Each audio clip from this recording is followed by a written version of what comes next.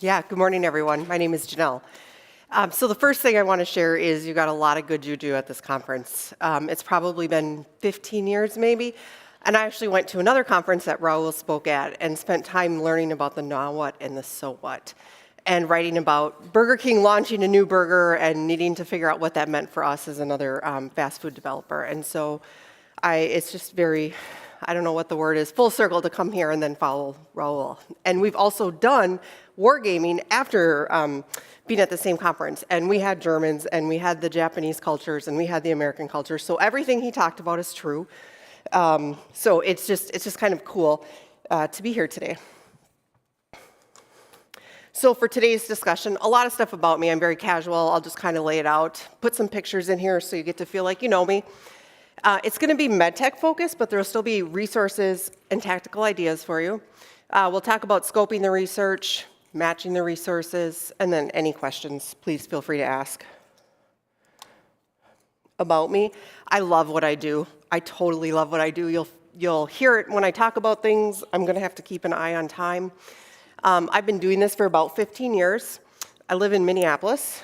Very excited to come back to Germany. I haven't been here since I was at Olympus probably 8 years ago. I actually ran into a former coworker yesterday. I didn't know she was going to be here, and I got to meet one of my coworkers in person from Zimmer, so super excited. So what I did for today was removed anything about a company, but again, wanted to walk you through how we do this. And I'm part of the corporate strategy team at Zimmer, but that really means I'm kind of an army of one, and my job is to match external information with internal resource, or match the external information with our internal business problems. So I set up a hypothetical business case of how it would work if we were going to look at a company. Across the top here, you've got just the timeline with the steps. So what must be true, spending a little bit of time getting smart, really figuring out who your vendor is, being an active participant in the process, your readout, and then deciding what your next steps are. The key questions for today that I put as part of the case study: what are the end markets that the company plays in? What is the company's revenue profile? Are they profitable? Who is the main call point, and what does the channel structure look like? What's the value prop? How big is the patient population? And then what are the procedural economics? So from this, you can see that a lot of the questions are very medtech specific, but at the same time, the thought process and kind of digging for the information is going to be transferable. One thing that and before I move on, one thing that I really like to talk about too is that you were asking, like, how do you get people involved? How do you keep people involved? Our job is really, this is the art, right? This is where the business and the science meets the art of things, and you kind of have to have that gut feel for when do you make the call to move on, when do you make the call to stop, when do you, and I think it's our job, and it's my job especially, to pull people from all the functional areas together and say, what must be true? And that's really the guiding part of all of our process. What must be true? What business problems are we solving for? We talk about the blind spots, right? What are the make or break factors that we have to know more information on before we go to the shareholders and ask to move forward, or the board? Yesterday, I heard a guy talk, and he said, well, the question we get all the time is, like, what are our markets? We have no idea what our markets are. And this was just going to be a flyover slide, and I thought, holy cow. When I first got hired at Zimmer, my very first gig was to global market model process, right? So now we have a process every year. It's the first step in our annual strategic planning process, and every business unit, every region, they all have to put together a socialized global market model. The market models are procedures, ASP, revenues, and a 5-year CAGR. If you've seen analyst reports, it's that same structure. It's an Excel. It's not a fancy PowerPoint. It's a very unified Excel file, and that serves as a source of truth. The best thing for that is there's no emergencies. If someone says, what is the knee market? What is the hip market? We've gone through this process from November to February every year. We spend time updating this, and no product manager is trying to say, I better go figure this out. Where do I get the information from? And then they're all stored on Teams. We find Microsoft Teams really is kind of the way to go, and they're in there, and everybody knows how to go get them. They can export them, and it's just really a self-service tool that we've come to rely on.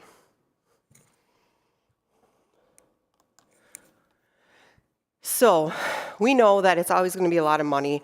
Our budgets, I heard another person say, we don't have any money. We have really small budgets. And we're an army of one. We're a service-based organization. We're not a profit center. Those are all the types of things that really are driving principles with what we get to do. I think the other thing is that it means that we need to stay nimble, right? So for me, it was a tough thing to remember. I don't need to have this full library suite of everything all the time. I need to figure out what my basics are, and then I really need to do my own VOC to figure out what the stakeholders need. So after 5 or 6 years, we've kind of figured out, and at the end I have a list here of some specifics. We figured out, we've got our own resources, and so when we think about that get smart phase, we know we're gonna have to go cut a check for a couple $100,000 to get some information, but we're gonna do the best that we can to find all the public information first so that we ask really intelligent questions. The types of things that we'll look for, we'll use end markets, right? So by end market for us, that's like knees, hips, getting your shoulder replaced, foot and ankle. You may have seen, we recently bought a company called Paragon 28. So we look at those companies in those end markets. We look for annual reports, quarterly reports. Initiating coverage reports are great. I talked to a guy from Goodyear who they use the same type of information from the same types of databases. Company websites and investor decks. And in there, a lot of times, someone has done the work for you. So you can see, here's what my end market is, and it at least will tell you, am I getting close? Am I not too close? Where am I at for this? Commercial channel, this one always matters. Anybody who has a sales people, they'll say, you gotta go buy this company, you gotta go buy this company, and you're like, okay, that's great, but who's gonna sell it? And so that's one of the big questions that we ask. And then within MedTech, PubMed, reimbursement guides, companies will put out their own reimbursement guides, and society position papers. So now you've spent roughly a week. I usually get about a week to do this, and I put together a profile, 1 to 2 page profile, and then, did it advance? Yep. 1 to 2 page profile, and then we meet with a vendor. And when we meet with the vendor, by this point, we've socialized again, and we said, all right, here's what we know. We're pretty comfortable with this information. Now let's go figure out what the next level is, and it lets us ask more intelligent questions. Most vendors are gonna tell you anyways, like, hey, we're gonna do our own desk research and get smart. That's true, but it's really easy to just kind of give them everything that you've got to save them time and save you money. With regards to commercial channel, this was something when I started at Zimmer that people didn't know you could do. And we actually, one of the vendors here today and worked with Tanya Humphrey, who you probably recognize that name. I learned that you could do this at Olympus. And so now we do this a lot. I didn't realize that people didn't realize you could do this. And so when we have questions about commercial channel, we go do primary research. We go talk to them. And one of the big things is like, are they hunters? Are they farmers? What do you do? How do they spend their time? How many accounts do they have? These things really matter. When you start thinking about coming back to blind spots and like, what's happening with integration? Is it going well? Is it not going well? Are there culture issues, especially in a really regulated industry like medtech? This stuff really can be a make or break. And then spend your money where it matters, right? So reimbursement, 28 different countries in the EU, all the Asia-Pac countries. In the US, you've got just a super complicated system that befuddles everyone, even citizens. So spend your money there where it matters. And even our internal reimbursement experts, if you say, oh, what's the answer for this? His very first question, or his very first response is gonna be, well, it depends. So, the big thing here is really just to make sure that you're really making your dollars work for you. This is the other thing, external vendors. Be nice to them. They're basically an extension of your team. They're gonna work hard for you. They're gonna work really, really hard for you. You're not hiring them because you don't know the answer. You're hiring them because they can do things blinded, and you're hiring them because they have just teams of people who can execute way faster. And so for us, we pick vendors based on the chemistry that we have with them, right? So that 6 weeks, how I talked about being an active participant in the process, never just finalize your scope and then walk away. We push our vendors very, very, very hard. We want to see the sausage being made. We sit in on all the VOC interviews that the respondents will let us. We review all the discussion guides. Like, we're going to spend a lot of money, not just with the vendor, but we might go buy a company. And so it's really important to be involved the whole way through. Again, this is going to come back to this now what and so what. When we pick our vendors, we have vendors that do good things. Some guys have a PhD in neuroscience that lead the project. Some people are super deep in ortho. You're not paying them just to go get the information. This is the art part of it again, right? They've been around the block. They work with companies. They work with lots of different scenarios. They should be giving you insights. And you want to push them because it helps make your job easier. You get their thoughts, and then if you've picked the vendor that you have chemistry with, you can debate it out, right? You have a much more casual relationship, and they're an extension of your team, as opposed to just someone that's a very transactional relationship. We always look for analogs. Doesn't matter what industry you're in, ask them for an analog. They probably have the slides made up. They're really good at slides. So get that as part of your final deliverable. And then we always have them put their deliverables in company PowerPoint, or in our company PowerPoint. And generally, we'll ask for the executive summary. I like to talk. I get excited about what I do. Consultants like to talk. They're very excited. They're way smarter than I'll ever be. We want to see that executive summary before a readout. We want to see, did they get to the point, 5 slides or less? Like, it's, again, they're part of our team. I'm going to skip this one because I think the next one is more valuable. So resources. This kind of runs the gamut here from free to cost money. Relationships, right? And if you've been to conferences like this before, especially anything with MICI, 80% of your intelligence comes from within the 4 walls of your company, right? So you want to build your resources, especially if you're in product development. There's people who get super stoked about their jobs too, just like I do, and they might go really deep in an area, right? So why spend hours and hours doing your own research when you build a relationship that's kind of symbiotic, or they share with you, you share with them, and that's really, really key. Google Alerts, they're so simple to use.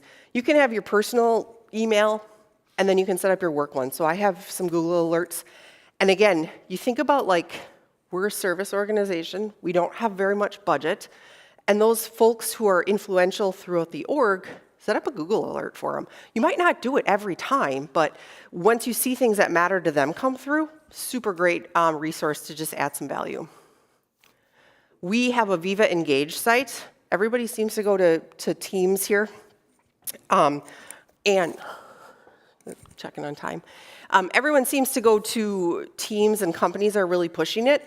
Viva Engage actually worked really well for us to have a cross-functional site. We've got a corporate librarian, we've got market access, we've got engineering, we've got Constanza, who is my colleague in the back. She has someone, and we all cross-promote, but regardless of our reporting structure, it's all one localized hub that can change on a dime, and that's where our market models are stored. Everything is great. FactSet. This is the coolest thing. It's a little bit expensive, not as expensive as CapIQ, but it's a Wall Street aggregator, and it has Excel add-ins. So if you work in a corporate role and you help with board presentations, or you help with, God, we've done so many things in terms of looking at like total shareholder return, or comparing like what's happening with your competitors, or pulling transcripts.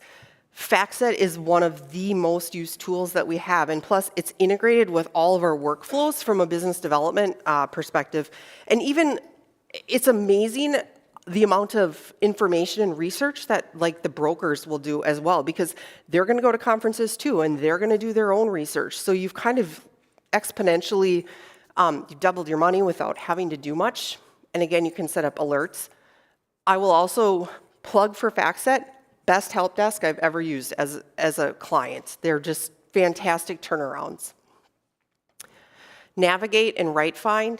This is not limited to med tech. So if there's a journal article that is applicable to your industry, this is Google Scholar on steroids.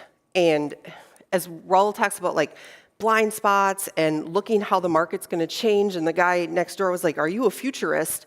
We've got Navigate, which is kind of a sister tool set up so that it monitors all these articles, and then it will measure volume of activity over time, and it'll show you the relationship. So you can see what's happening within the industry and figure out like, oh shit, we got to do something about this. Or somebody just, missed their endpoint on a trial. These things this is where AI saves you money, but you don't know what the input is if you don't have those relationships that's in the first bullet.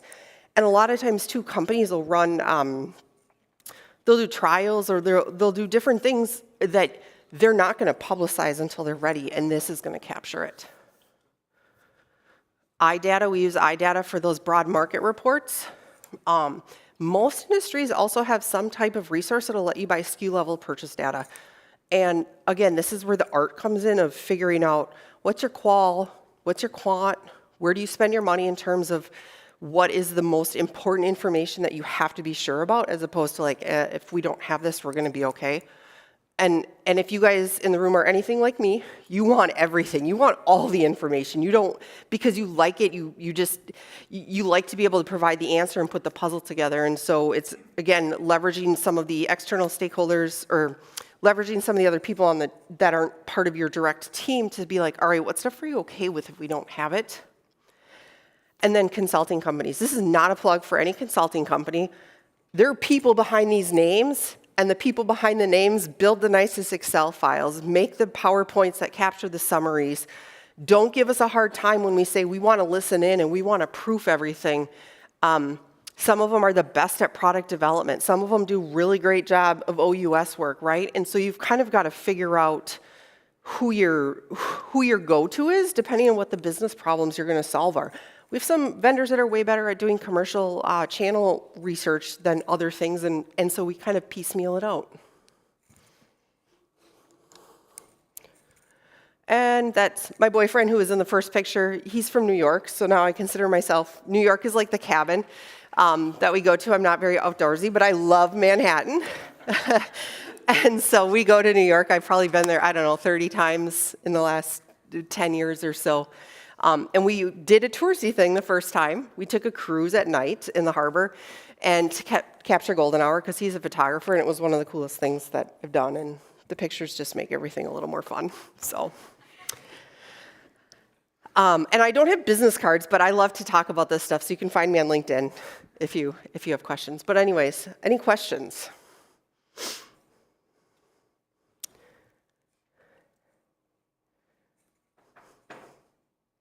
Well, I'll take it then. All right. I practiced to stay under time, you guys. I do have one. Okay, yeah.